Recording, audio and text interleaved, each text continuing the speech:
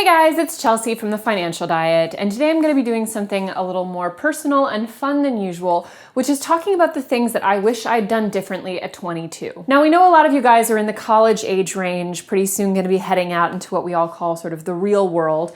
So I thought it might be fun to share with you guys some of the things that I wish I had done differently at that age. Now, obviously, not every one of these points is going to be purely financial, but I do believe that the better prepared we are for the realities of post-grad life, the better we're able to handle everything, including and possibly especially money. So let's jump right into it. Here are the 13 things I wish I'd done differently at 22. Number 1 is telling people I can do things when I know I can't follow through. Now, I think there's a variety of reasons that lead us to saying yes to a lot of things like, favors or helping people out, or even just social activities. But no matter what the reason, I think a lot of us find ourselves in young adulthood with a calendar full of things that we said yes to that we knew in our heart of hearts we weren't going to do. And there is nothing worse than A, looking at your calendar and dreading something you agreed to, or B, canceling on people last minute when you should have said no in the first place. It took me several years of adulthood to really learn to say, okay, clearly I'm not going to want to help my friend go to the IKEA all the way in downtown Brooklyn at 8 in the morning on a Sunday. And by learning to say no to things up front,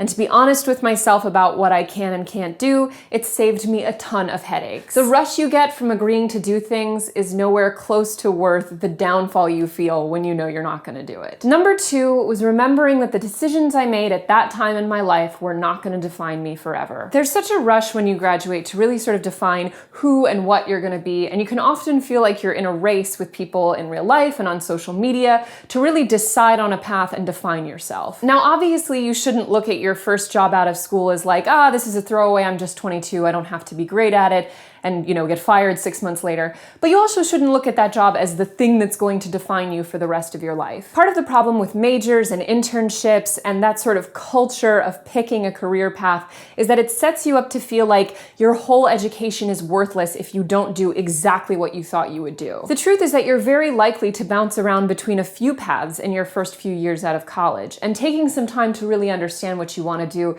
is not a failure. You're allowed to make mistakes. Number 3 is be more picky about my unpaid work. Now, it's pretty much unavoidable in America today, and we can debate the ethics of this later, that in order to get the career you want, you're probably going to have to do a little bit of unpaid work here or there. But I think like a lot of people in that sort of like late college, early career area, I was sort of everyone's bitch and felt like, okay, working a full-time unpaid internship with not even like a whisper of a real job after is just what you do. There were internships where I didn't even ask if there was a possibility to be compensated, and there very well might have been. And even in unpaid situations where there was a benefit to me, I didn't know where to draw the line. For example, I wrote a few articles for big prestige outlets early on in my career that definitely had enough money to pay their writers. And I wrote one for them, and I sort of got such a high off of it that I kept writing articles for them, even though one to get the byline was enough. And I should have drawn the line. I don't think I'd have the career I have today if I didn't do some unpaid work, but I should have been a lot smarter about it. Number 4 is honestly simple. Be less of a bitch to my parents. It would be an exaggeration to say that they were right about everything, but there were certainly a lot of things in my college and early professional life that I really fought them on that I should have just trusted them on. You shouldn't blindly trust your parents about everything, but it's important to remember that in most cases, your parents genuinely and purely want what is best for you. Very few people in your life will be advocates to that level, so you should listen to them. Number 5 is negotiate. Now, I know we've been over this a million times, but it's because it's so important and so ignored. It took me like literally 4 different jobs to start negotiating, and that is ridiculous. At 22, I was just so excited at the idea of someone paying me money for work that I wanted to do that they could have been paying me in like shells and twigs, and I would have been over the moon. I didn't advocate for myself because I was like, I'm a lowly college, not even grad, I didn't even graduate, so I was like, I don't deserve any of this. I'll take whatever you give me. And not exaggerating, not negotiating probably cost me at least $10,000 to $20,000 over the course of a couple years. Because don't forget, once you lock in that initial salary, that's the salary you're building off of for as long as you're at that company. Number 6 is to be way smarter about how I bought professional clothes. Here's a good rule of thumb. When you're not sure what your job's gonna be yet, you get one nice interview outfit, and you don't buy more work clothes until you have the job. I was on the interview process and I was like, I guess I need an entire wardrobe like that scene in The Devil Wears Prada where they take her into like the work closet and give her, an entire year's worth of Dolce & Gabbana. That was me, except with like Ann Taylor instead of Dolce & Gabbana. But the point is, I took it so over the top because I was like, it's professional time, bitch. I'm gonna look really good. Number 7 is accept the fact that not every friendship is gonna make the transition from school to real life. The truth is that a lot of friendships are contextual, and whether we want to admit it or not, a lot of our close friends in college were really only so close because we saw them literally every day. I think a lot of people can either take it really personally or sort of beat themselves up if they lose that connection with a lot of the people that they were really close to in college. And I'm definitely one of those people. But the truth is that a lot of friendships just aren't made to withstand that change in context and in distance, and the friendships that you do keep will become that much stronger. No one will tell you this, but if you're a working, busy, full of responsibility adult, you basically have the time for a couple good friends, and that's already a solid achievement. College sets you up for really unrealistic expectations about how your friend groups will be maintained.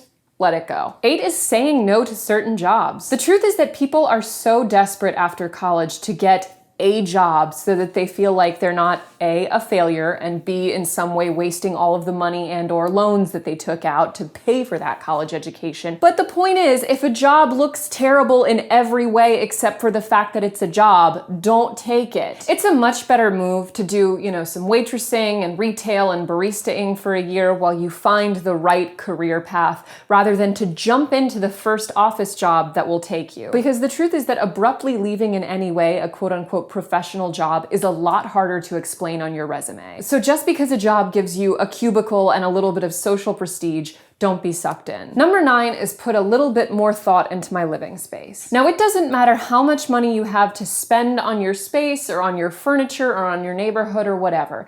Everyone has the ability to take care of their home. And there were definitely a couple years post-grad while I was still sort of like a teenager in my mind, and I would have piles of things everywhere, and I didn't keep a neat calendar, and things were completely disorganized, and it totally reflected in my life and in my work. The sooner you start taking care of your living space, like, say, your mom might take care of your living space, the better. Nothing will get you off on a better foot in your first job than coming home to a space every night that really feels like the adult you want to be. Number 10 is relax about the social media race. If you're a post-grad who's in the sort of frantic get a job race, one of the best pieces of advice I can give you is to seriously reduce your social media consumption. Now, whether that means unfollowing certain people who make you feel kind of bad about yourself or whittling down what you yourself feel the need to post, just take it down a notch. So much of that crazy pressure to figure your life out at 22 comes from seeing people around you who seem to have it all figured out, because everyone's life looks more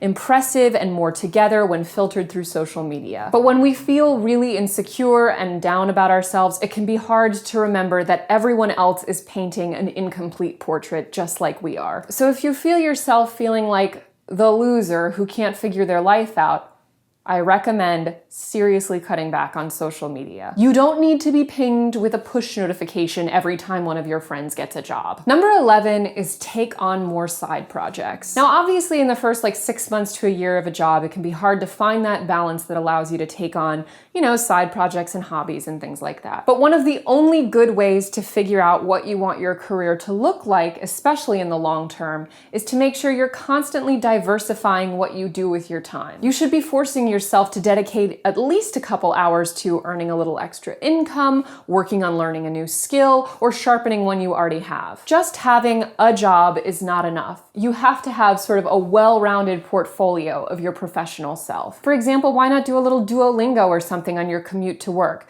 There's nothing stopping you from always adding something new to what you can offer. Number 12 is embracing the time that I still had with my school friends. 22 is a year in your life where so much is going to change, and it can be really hard to understand in the moment that the people who you're so used to being around all the time are pretty soon going to be a very small part of your life. It's not anyone's fault or failure when friendships can naturally fade away a little bit, but it's really important that we keep and treasure the time that we have with these people while we have it. If you're nearing the end of your college life, I would recommend taking maybe a weekend to go on a little trip with your friends, or find a little activity that the few of you can do for this last semester, or whatever it is to make you feel closer and more connected with these people. To be honest, I kind of took for granted a lot of the time that I had with my college friends when I had it, and I wish I'd really appreciated it more in the moment. Number 13 is remember that my identity is totally fluid and I don't have to decide who or what I am. There's such a rush when we graduate school to really find a label that fits ourselves as well as student did. You know, you want to be like, I'm a professional, I'm a teacher, I'm a writer, I'm a New Yorker, I'm a whatever. And we try so hard to find these perfect labels that we feel we can really be proud of and really live in, and then we realize that they don't even define a third of who we are. So if I could go back, I would remind myself over and over that, you know, my job status, my relationship status, my location, none of those things are who I am.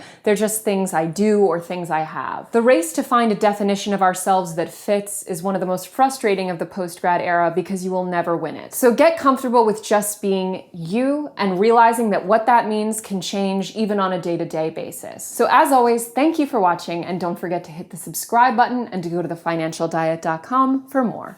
Bye!